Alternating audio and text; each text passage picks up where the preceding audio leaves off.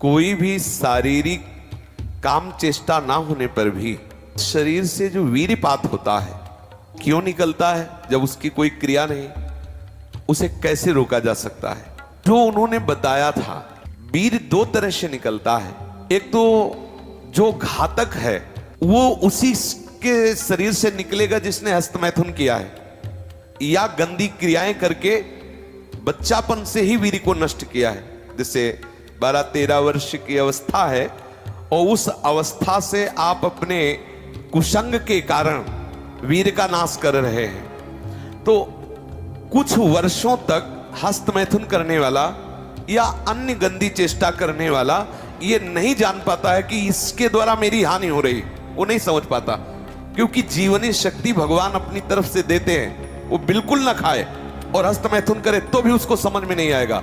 कुछ समय के बाद जब उसकी स्थायी जीवनी शक्ति से क्षीण होना प्रारंभ हो जाएगा, तब उसे वो लक्षण जो हस्तमैथुन करने से नाश ऐसे उस प्रसंग में बताया गया, वो लक्षण उसके जीवन में उत्पन्न होने लगते हैं। अब यदि वो किसी संग के प्रभाव से हस्तमैथुन बंद कर देता है तो उसका वीर्यपात होगा। अगर वो 3 दिन में वीर्यपात करता रहा है तो 3 दिन में वीर्यपात होगा, पक्का होगा, क्योंकि उसका अभ्यास बन गया है।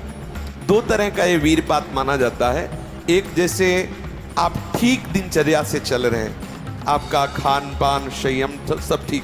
पहली बात तो ये है कि जिसने कभी हस्तमैथुन आदि के द्वारा वीर्यपात किया ही नहीं, उसका असली वीर्य कभी वीर्यपात होगा ही नहीं। बात पक्की समझ लेना, ये जीवन के अनुभव की बात करें हैं, इसमें मतलब क्यों में लगाने की जरूरत नहीं, आप खुद देख लीजिएगा। यदि आपने कभी हस्तमैथुन नहीं किया, कभी किसी भी तरह से जनेंद्री का घर्षण करके वीर्यपात नहीं किया, तो आपकी वो संतानोत्पत्ति की क्षमता वाला जो वास्तविक वीर्य है वो स्वाभाविक निकल ही नहीं सकता।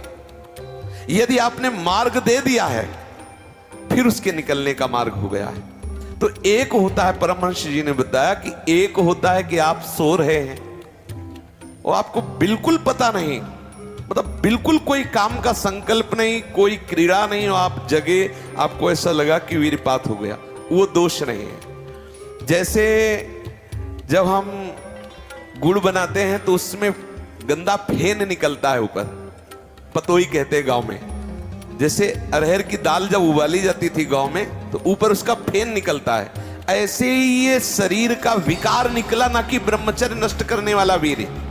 बहुत ध्यान पूर्वक सुनने लायक। उपासक को उसमें परेशान नहीं होना। आपको बिल्कुल पता नहीं चला, कोई चेष्टा नहीं हुई, किसी भी तरह की हरकत नहीं हुई, और आप जगे और आपको लगा कि वो हमारे वस्त्र गंदे हो गए, तो वो आप ब्रह्मचारी ही हैं, आपके ब्रह्मचार्य का नाश नहीं हुआ, वो जीवनी शक्ति नहीं निकली। और आप हस्तमैथुन या अन्य क्रियाओं द्वारा वीर्यपात करते रहे और आज आपने रोक दिया कि आज से नहीं करूंगा, तो बंद नहीं हो जाएगा, वो चलेगा।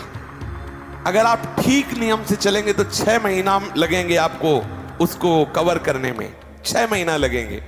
और अगर आपने प्रमाद स्थिति की, वो तो निकल ही जाता है, फिर हमको करने से क्यों मना किया जाता है? तो आप देख लेना, कुछ समय बाद आपकी हालत बहुत गंभीर हो जाएगी, जो आप बता भी नहीं पाएंगे किसी से। क्या गंभीर हो जाएगी? आप ऐसे ही साधारण क्रियाओं में ब्रह्मचर्यहीन हो जाएंगे, ऐसे ही छुएंगे वैसे आप ब्रह्मचर्यहीन हो जाएंगे। ये हम सब महापुरुषों के अनुभव और मिले हुए लोगों से, सैकड़ों लोग ऐसे मिलते हैं जो अपनी स्थितियों को बताते हैं। तो जो संत महापुरुषों ने जीवन में अनुभव किया है, उसके आधार पर पहले साधक को चाहिए कि ये देख ले कि हमारे द्वारा कोई हस्तमैथुन आदि क्रियाएं, जो निंदनीय क्रियाएं, वो तो नहीं हो रही। एक हमारे अंदर मान्यता बैठ गई है कि वीर क्षरण में ही आनंद है, ये साधक को छोड़ना होगा। क्या तुम्हारा जीवन का आनंद केवल इतना ही है? कब ब्याह हो तो संतानोत्पत्ति के लिए वो मार्ग, तब तक आप ब्रह्मचारी रहे। क्या इतने इंद्रियों के गुलाम हो गए?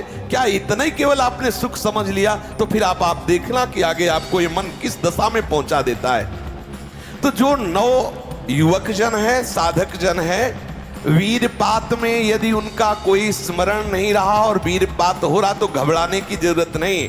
और यदि स्वप्न में आपने स्त्री आदि का संयोग देखा या कोई ऐसी घर्षण आदि क्रिया हुई या कोई ऐसी कामोत्तेजना जनित और फिर आपका वीर्यपात होता है, तो आपके गंदे विचार और पूर्वाभ्यास के कारण होता है। ये बहुत ही गंदी बीमारी है जो आपको अंदर ही अंदर खोखला करती जाएगी।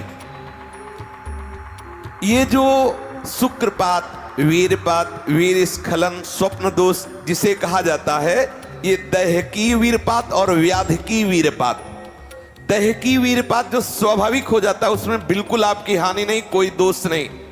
और जो ये व्याधिकी वीरपात है ये बहुत हानिकारक है, ये आपके जीवनी शक्ति को नष्ट कर देने वाला है, इसलिए इससे सावधान रहें। सबसे पहली बात, ऐसे लोगों का कदापि संग न करें जो हस्त मैथुन करते हैं। जो ऐसे लोगों का कदापि संग न करें जो गंदी तरीके से वीर्य का नाश करते हैं। वीर्य संतानोत्पत्ति के लिए शास्त्र आदेश करता है, मनोरंजन के लिए नहीं। ये जीवनी शक्ति, मनोरंजन का भी भाग नहीं है। पहली बात, इस स्वप्न दोष से निकलने के लिए हस्त मैथुन को पूर्णतया बंद कर दिया जाए। अगर आप सदगृहस्थ भी हो चुके हैं तो कुछ महीने के लिए आप अखंड ब्रह्मचर्य का नियम लें, जब तक आपका वीर्यपात होना ठीक ना हो जाए। आप वो हानिकारक जो कामोत्तेजना बढ़ाने वाले भोजन है उनको छोड़िए, जैसे अत्यधिक नमक, बहुत कड़वी लाल मिर्च, और जैसे बहुत ही वो मीट मसाला आदि जो बहुत ही कड़वा तीखा, ऐसा गरम मसाला, और बिल्कुल गर्मा गर्म भोजन। ये आपके स्वप्न दोष के ठीक होने की बात है। यदि आप स्वप्न दोष से बचना चाहते हैं तो अत्यधिक नमक, बहुत कड़वी मिर्च, बहुत ही वो उष्ण गर्मा गर्म भोजन, बहुत गर्म मसाले से बना हुआ भोजन, और अत्यंत खट्टी चटनी, जैसे इमली की है, कच्चे आम की चटनी है, और मांस। ये जो लोग कहते हैं कि मांस ताकतवर होता, तुम्हारी चर्बी बढ़ा देगा, ताकत नहीं। ताकत कहते हैं संकल्प शक्ति को। ताकत शरीर शक्ति प्रधानता नहीं होती। संकल्प शक्ति का एक महात्मा पूरे समुद्र को अंजुली में पी गया। देखो, संकल्प शक्ति, शरीर की शक्ति एक सीमित शक्ति है, संकल्प शक्ति एक महान शक्ति है। जो ब्रह्मचर्य से युक्त होता है उसकी संकल्प शक्ति बढ़ती है। भले आप मांस खा के मोटी चर्बी और आप व्यायाम करके दिखा सकते हैं कि देखो मैं ब्रह्मचर्य क्षीण करता हूं लेकिन बलवान हूं, लेकिन आप आत्मशक्तिहीन है। वो आपका मोटा हो जाना बलवान नहीं है, आपके सुंदर सुंदर मांसपेशियां निकल आना वो बल नहीं है। आप शक्ति, बलवान वो है जो आए हुए आंतरिक वेगों को सह जाए। आए हुए आंतरिक वेग को जो सह गया वही बलवान है। ये जो मछली, अंडा, मांस खाते हैं ये कभी इस रोग से मुक्त नहीं हो पाएंगे। और जो लोग कहते हैं मैं तो खाता हूं मेरे अंदर नहीं, विश्वास मत मानना, पक्का झूठा है वो। जो शराब पीता है वो अपने वीर्य को पवित्र नहीं रख पाएगा। चाहे गृहस्थ हो, चाहे व्यापारी हो, चाहे किसी भी तरह की स्थिति में हो, सावधान हो जाओ, ये शराब आपके जीवन को नष्ट कर देगी। ब्रह्मचर्य में अपने आप एक उन्माद है।